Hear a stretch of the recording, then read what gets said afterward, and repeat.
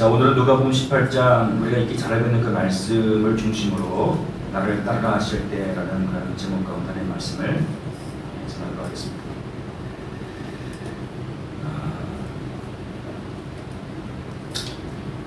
초대 교회를 향해 진행됐던 그 로마 제국 300년간의 박해는 기록으로 남아있는 그런 역사적인 그런 사실이죠.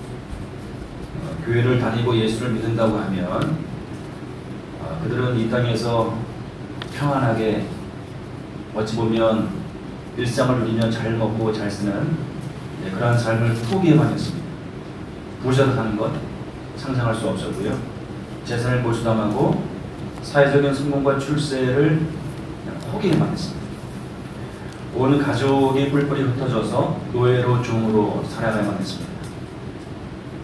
심지어는 십자가에 달려서 파울은 횃불로 죽임을 당하고 원형 경기장에서 굶주린 짐승들의 밥이 되어야만 했습니다. 인류 역사 속에서 기독교만큼 그래도 혹독한 박해를 받은 종교도 없을 것이다. 기독교만큼. 예생에 많은 종교도 있지 않습니까? 그런데 기독교만큼 여러분들 그렇게 혹독한 가혹한 핍박과 박해를 받은 종교가 또 어디 있을까 싶은 것이죠. 근데 여러분들 그 박해는, 이 기독교를 향한 그 박해는 21세기를 살고 있는 우리 시대 가운데서도 계속되고 있다는 것입니다. 지금도 매년 수십만 명의 그리스도인들이 예수를 믿는다는 그 이유 하나만으로 모진 핍박과 차별, 고문과 죽임을 당하고 있습니다. 글로벌 기독교 연구센터의 로드 존스 수장이 이야기합니다. 기독교 순교자의 수를 연간 약 10만 명으로 추정하고 있습니다. 로드 존스 수장은 기독교 순교자의 수가 연간 약 10만 명이다. 뭐 더 얘기하는 사람들이 있는데 연간 약 10만 명 이상의 그러한 기독교자들이 순교를 당하는 거죠. 예수를 믿는다는 그이기 때문에 죽임을 당하고 있다는 것입니다. 하지만 기독교를 향해 이처럼 길고도 오랜 박해가 있어왔지만 기독교는 사라지지 않고 오히려 세계에서 가장 큰 종교가 되어서 지금도 계속적으로 성장하고 있습니다. 그 영역과 지혜를 계속적으로 확장시켜가고 있습니다. 그러면 과연 무엇이 기독교로 하여금 지난 2000년간의 수많은 장애 요소와 가진 박해를 뚫고 살아남도록 했을까? 과연 무엇이 기독교로 하여금 그토록 지배하고도 길고 오래며 가열찬 박해를 뚫고 돌파하고 지금까지 여태까지 생존할 수 있도록 만들었을까라는 것이죠. 무엇이 도대체 무엇이? 우리가 여러 가지로 이야기할 수 있지만 전문가들은 이렇게 이야기합니다. 그것은 바로 제자 훈련이었다 라고 이야기합니다. 기독교의 생존 전략, 기독교가 2000년 동안 계속되어진 그런 모진 핍박과 박해에도 불구하고 기독교가 생존을 뛰어넘어서 부흥하고 성장하고 지금까지 확장할 수 있었던 그 비결은 제자를 세우는 그 제자 훈련이었다라고 이야기합니다. 한 사람의 제자를 세우는 것, 한 사람의 제자를 세우는 것, 그렇게 세워진 한 사람의 제자, 예수 그리스도에게 자신의 모든 삶을 위탁하고 헌신한 그 제자, 예수님을 자신의 모든 것으로 여기고 그 예수님께 자신의 모든 것을 내어 맡긴 그 제자로 인해서 기독교는 그래도 혹독한 박해로부터 살아남을 수 있었고, 그럼에도 생존을 뛰어넘어서 여전히 성장할 수 있었다.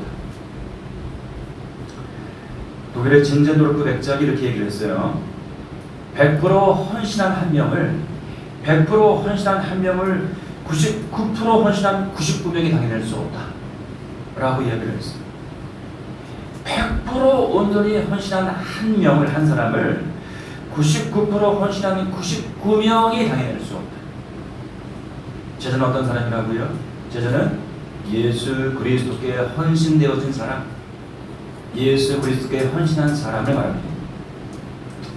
자, 우리는 마태복음의 마지막 장인 28장, 마태복음 28장 19절 이하를 예수님의 지상명령이라고 합니다. 지상명령, 질기 높은 명령, 최고의 명령, 가장 중요한 명령, 반드시 순종해야 할 절대 명령, 지상명령 이런 말합니다. 지상명령의 이런 내용이 무엇입니까?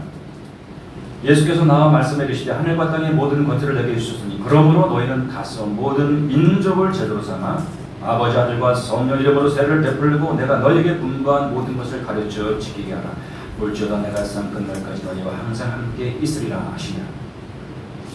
예수님의 이 지상명령의 핵심이 무엇이죠?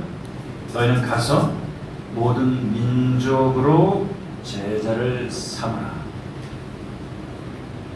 모든 민족을 제자 삼으라.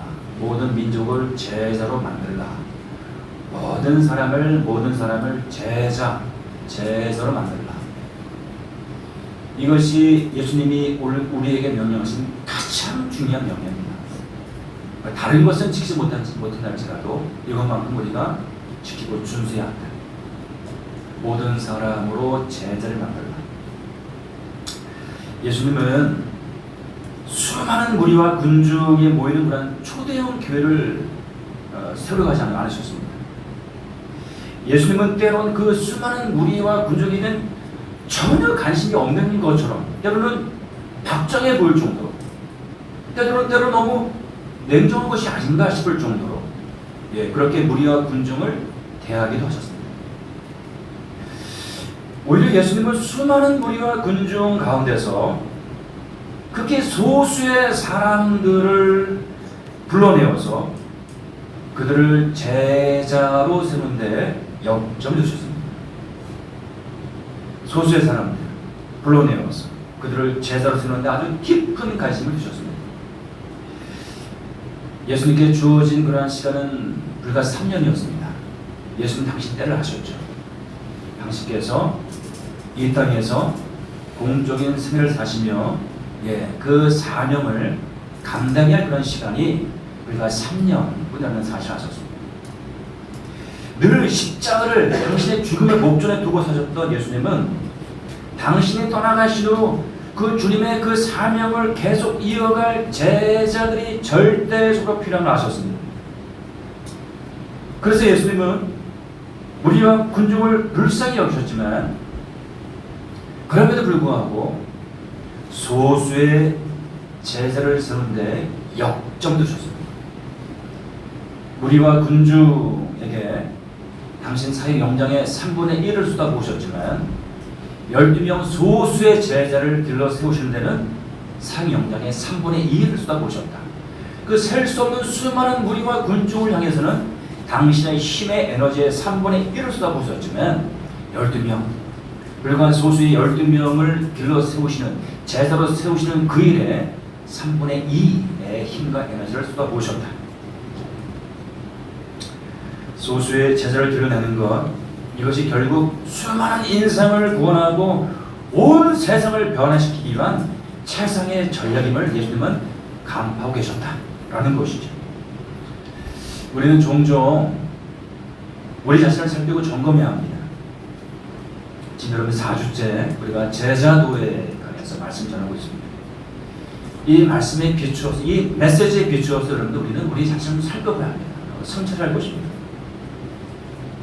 나는 제자인가? 나는 제자인가? 공동체적으로요. 오늘 우리 가운데서 계속적으로 그 한 명의 제자가 세워지고 있는가? 공동체를 통하여서 한 명의 제자가 세워져 가고 있는가? 나는 제자인가? 우리는 제자들의 공동체입니다. 우리 주님은 오늘도 우리를 틀림없는 것은 우리 주님은 오늘도 우리를 제자로 부르고 계십니다. 제자로. 우리가 잠잠히 주님께 귀를 기울이면 주님의 그 음성이 들려오겠죠. 나를 따르라 하는 그 주님의 음성. 나를 따르는 그 주님의 음성이 우리 모두에게 들릴 것입니다. 우리 모두에게. 우리 주님은 우리 모두가 우리 우승리 권사님 한 사람만이 아니라 우리 오종배 권사님 한 분만이 아니라 오늘 예배를 드리는 우리 모두가 결국 예수님의 그 한 명의 제자로 세워지기를 간절히 열망하신다는 거죠. 간절히 열망하신다.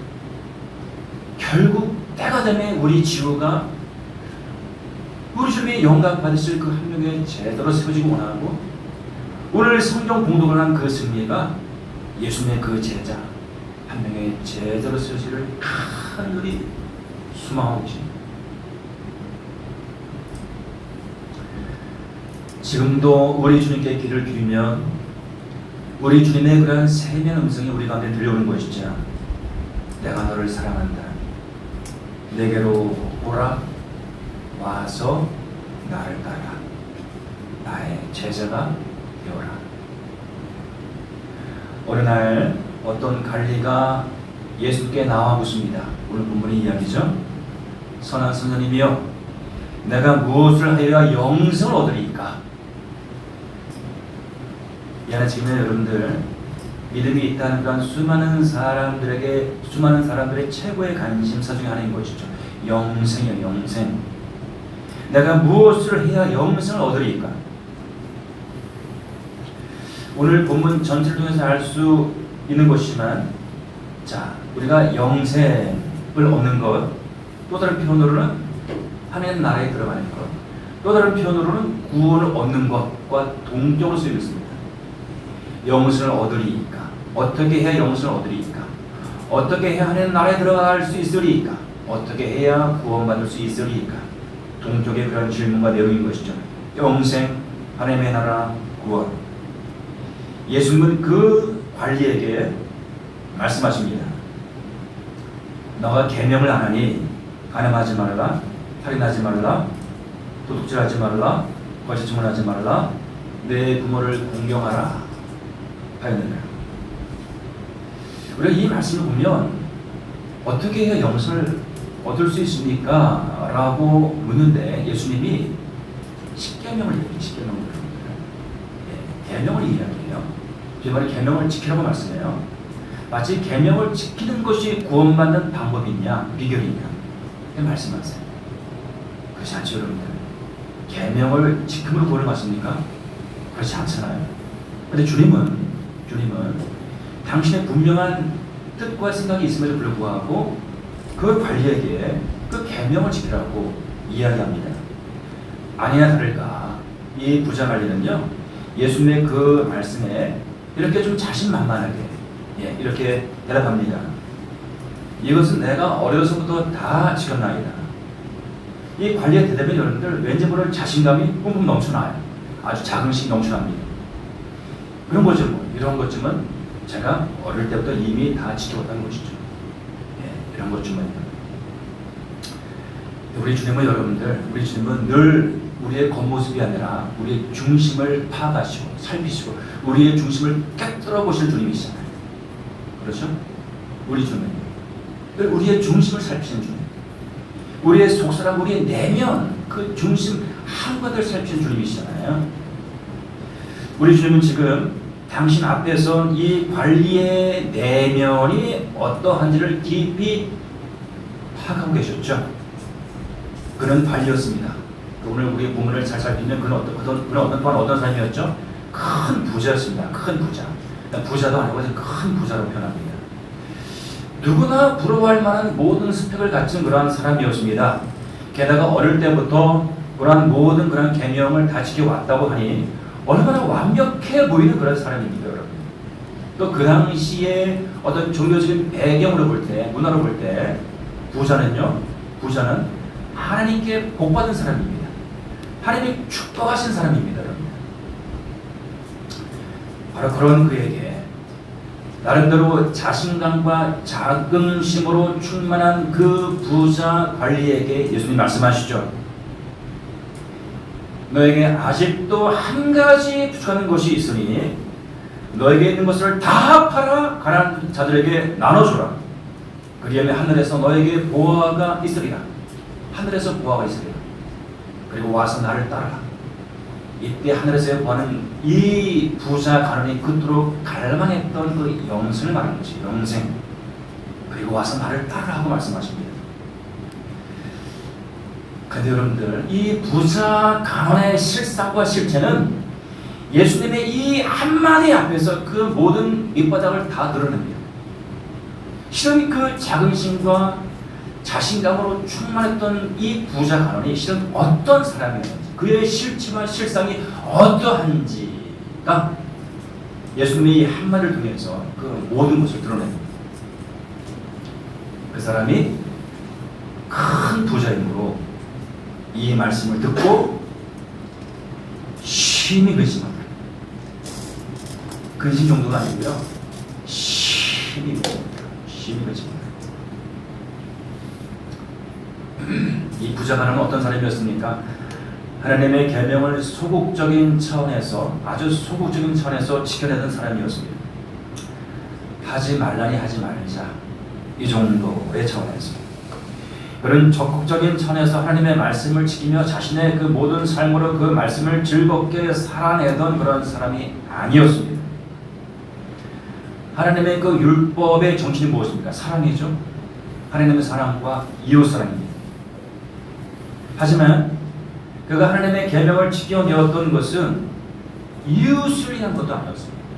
우리 본문을 살펴보면 이웃을 위한 것도 아니었고 하나님을 위한 것도 아니었습니다. 그가 소극적으로 하지 마라, 하지 마라, 하지 마라는 그런 계명을 어릴 때부터 지켜내었던 이유는 철저히 자기 자신을 위한 것이죠. 철저히 자기 자신을 위한 것. 예수님이 영생을 묻는 그에게 계명을 지키라고 말씀하신 것은 바로 이와 같은 그의 실체와 실상을 온전히 드러내시기 위함이었습니다. 부자 가론은 예수님과의 그 길지 않은 대화를 통해서 전에는 자신에 대해서 전혀 깨닫지 못했던 사실 하나를 발견하게 됩니다. 예수님과의 그 길지 않은 대화를 통해서 전혀 생각하지 못했다, 자기 자신에 대해서 전혀 상상하지 못했던 한 가지 사실을 깨달게 됩니다. 그것이 무엇입니까? 자기 자신이 우상 숭배자였다는 그런 사실. 자기 자신이 우상을 숭배하는 자라는 그런 사실이었습니다. 예수님과의 대화를 통해서 부자 가론은 자신의 재물의 실상, 자신의 하나님, 자신의 신이라는 그런 사실을 깨달아야 됩니다. 부자 가론에게 영생은, 하나님 나라에 들어가는 것은, 구원받는 것은 그가 가진 그 큰 재물에 비하면 실은 아무도 아니었다. 비록 영생에 대한 관심, 하나님 나라와 구원에 대한 그의 관심이 진심 어린 것이었다 할지라도, 진정 어린 것이었다 할지라도 재물에 대한 그의 집착과 사랑보다는 결코 크지 않았다. 그에게 한 가지 부족한 것은 무엇이었습니까? 너에게 한 가지 부족한 것이 있으니, 그의 부족한 한 가지는 무엇이었습니까? 그것은 그가 진정으로 섬기던 우상을 내려놓고 온전히 예수님을 따르고자 하는 바로 그 믿음이었습니다. 그리고 와서 나를 따르라, 와서 나를 따르라. 그 부자 가론은 그 모든 것을 내려놓고 예수님을 따르십니다. 예수님을 따르는 것보다, 믿음으로 예수님을 따르는 것보다, 예수님을 믿음으로 구원받는 것보다, 예수님을 믿음으로 하나님 나라에 들어가는 것보다, 예수님을 믿고 따름으로 영생을 얻는 것보다 그가 가진 큰 재물이 더 소중했기에, 더 귀한 것으로 여겨졌기에 그 큰 재산을 결코 포기하지 못합니다. 어떻게 영생을 얻습니까? 어떻게 구원을 받습니까? 어떻게 하나님 나라에 들어갑니까? 구원은 예수님을 믿고 따르는 자에게 주어지는 하나님의 선물입니다. 영생은 내가 주인 삼은 모든 것을 내려놓고 주 대신 예수님을 믿고 따르는 자에게 주어지는 하나님의 선물입니다. 하나님의 은혜의 선물입니다. 하나님이 아니라 실은 재물이 주인이 되어 재물이 하나님이 되어 그를 다스리고 있던 그 부자가는 심히 근심하다가 예수님 곁을 떠나갑니다. 영생을 좁습니다. 구원을 포기합니다. 하나님 나라에 들어가기를 중단합니다. 부자가는 수많은 무리와 군 중의 한 사람이었습니다. 예수님의 제자가 될 수 있는 결정적인 길을 놓쳐버리고 그런 수많은 무리와 군 중으로 남기를 자처합니다. 와서 나를 따르라. 나의 제자가 되어라. 예수님의 그 콜링, 부르심을 수용하지 않습니다. 그저 그냥 수많은 무리와 군중으로 돌아가 수많은 무리와 군중으로 만족하기를 자처합니다. 그는 예수님을 아는 자였습니다. 그는 나름대로 예수님에게 호감이 있던 자였습니다. 예수 나름대로 좋아하던 자였습니다. 그러나 예수님을 믿고 따르는 예수님의 자신의 모든 것을 온전히 내어 맡기고 헌신하는 예수님의 제자는 결코 아니었습니다. 그는 무리였습니다. 자신이 소중히 여기는 모든 것을 포기하고 예수를 믿고 따를 수 있는 그런 제자는 아니고 그는 끝내 무리와 군중으로 남기를 자처합니다. 마태복음 7장 21절 이하를 이런 말씀이 있죠. 우리가 늘 읽을 때마다 경거심을 갖게 만드는 그런 말씀이 있습니다. 나더러 주여 주여 하는 자마다 다 천국에 들어갈 것이 아니요 다만 하늘에 계신 내 아버지의 뜻대로 하는 자라에 들어가리라. 그날에 많은 사람이 나더러 이르되 주여 주여 우리가 주의 이름으로 선지자 노릇을 하며 주의 이름으로 계시를 쫓아내며 주의 이름으로 많은 권능을 행하지 아니하였나이까. 그때 내가 그들에게 밝히 말하되 내가 너를 도무지 알지 못하니 그 불법을 행하는 자들아 내게서 떠나가라 하리라. 얼마나 들고 떨리는 말씀입니다. 그런가 하면 지난주에 살펴봤던 누가복음 14장 25절 이하의 말씀에서 예수님은 당신을 따르는 수많은 무리와 군중을 향해서 이렇게 말씀하시죠. 수많은 무리와 군중, 제자가 아니라 수많은 무리와 군중, 예수님을 좋아하여 예수님께로 몰려든 그 수많은 무리와 군중들, 그들에게 말씀하십니다. 소금이 좋은 것이나 소금도 만일 그 맛을 잃으면 무엇으로 짜게 하리요. 땅에도 거름에도 쓸데없어 내버리느니라. 들을 귀가 있는 자는 들을지어다. 무리와 군중은 어떤 자라고요? 무리와 군중은 어떤 자라고요? 맛을 잃은 소금이라. 짠맛을 잃은 소금이라. 아무짝에도 쓸모없는 소금이라고요. 밖에 버릴 수밖에 없는 아무짝에 쓸모없는 소금 같은 그런 존재라고.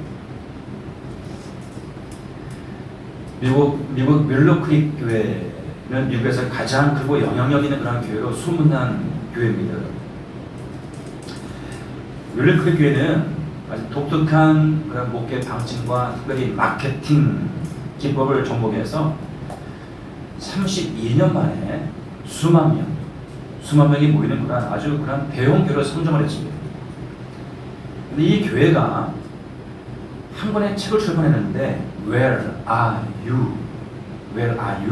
라는 그런 한 권의 제목의 책을 출판했는데 그 책의 내용이 큰 충격과 도전을 주었습니다. 제가 몇 번인가 얘기한 적이 있죠.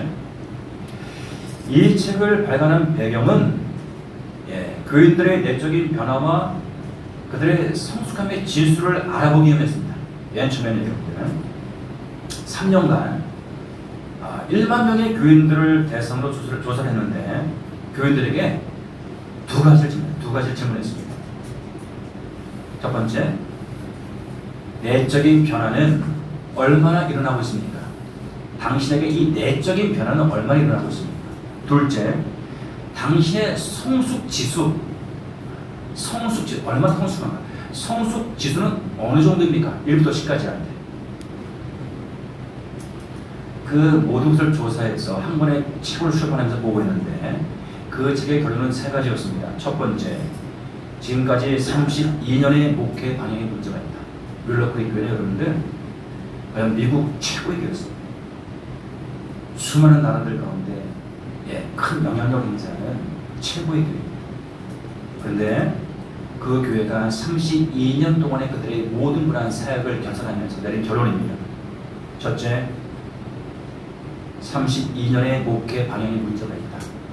둘째, 뭔가 대단히 잘못되었다. 셋째, 숫자 조로는 성공했는지 몰라도 성도 다음으로 양육하는 일에는 실패했다. 수많은 사람들을 끌어 모으는 데는 성공했지만 제자 한 명의 제자를 삼는 데는 실패했다. 라는 그런 결론이었습니다.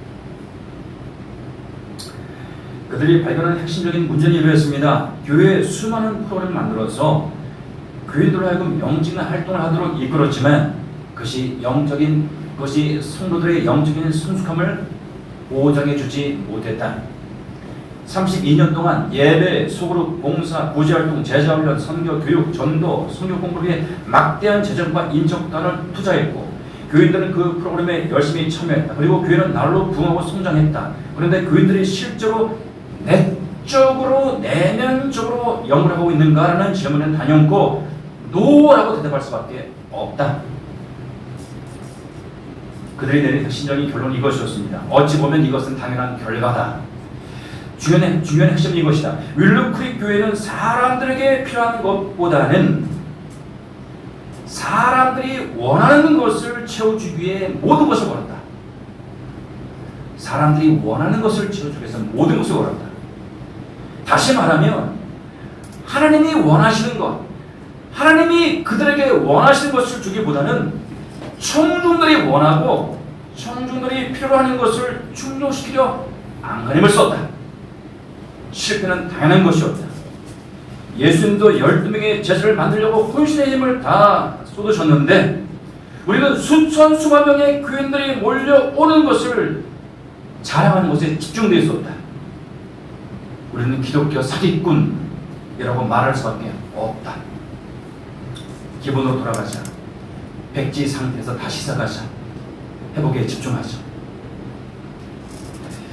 그들은 자신들의 32년의 그 모든 사역과 활동을 돌아보면서 이렇게 결론을 내렸습니다. 우리는 수많은 무리와 군중을 끌어모으는 데는 성공했다. 하지만 한 명의 제자를 세우는 데는 실패했다.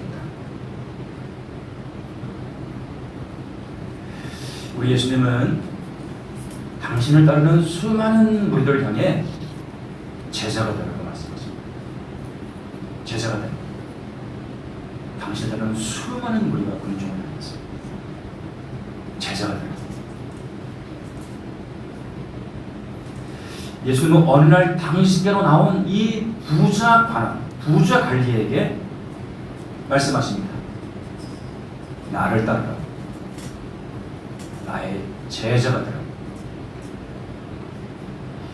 예수님은 오늘 예배를 드리고 있는 우리에게도 말씀하십니다. 나를 따르라. 나의 제자가 되라. 수많은 무리와 군중의 한 명이 되지 말고 나의 제자가 되라. 저는 나를 온전히 따르는 그 한 명의 제자가 되라. 나에게 자신의 삶을 온전히 믿어가고 나에게 온전히 헌신되어진 그 한 명의 제자가 되라. 어떻게 해야 예수님을 따를 수 있습니까? 어떻게 해야 예수님의 제자가 될 수 있습니까? 우리에게는 한 가지 부족한 것을 정리해야 합니다. 부자가 하나님에게는 그의 많은 재물이었습니다. 어떤 이들에게는 집이요, 아내요, 형제요, 부모요, 자녀이기도 합니다. 저는 오래전에 있었던 한 청년과의 대화를 잊지 못합니다. 아주 가슴 아프게 들었던, 나눴던 그런 대화였습니다. 한 청년과의 대화. 그에게는 예수를 믿지 않는 할머니가 계시는데, 이 교회를 다니는 손주인 예, 그 청년과 할머니가 신앙과 관련된 그런 대화를 한 것이죠. 그런데 그 손주가 이 청년이 알지 못했던, 전혀 알지 못했던 비밀스러운 그 이야기를 할머니가 하시더라고요. 그 청년에게. 나도 시집 오기 전에는 교회를 다녔었다. 예수 잘 믿는 처녀였다. 믿지 않는 집안에 시집을 오면서도 성경을 몰래 싸가지고 왔다. 몰래 성경을 가지고 왔다. 그런데 어느 날 시집 올 때 가지고 온 그 성경을 땅에 파묻었다. 다시는 교회를 나가지 않는다.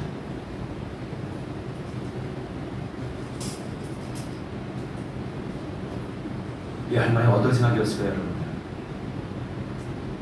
가정의 평화를 위해, 집안의 평화를 위해, 믿지 않는 시대 식구들과의 그런 화해와 화평을 위해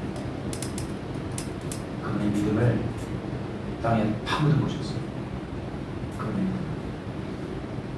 그 말을 듣고요, 얼마나 많이 나타나지 모르겠어요. 지금도 그 할머니의 일을 생각하면, 그분의 일을 생각하면, 떠올리면 마음이 미워집니다. 마음이 미워져.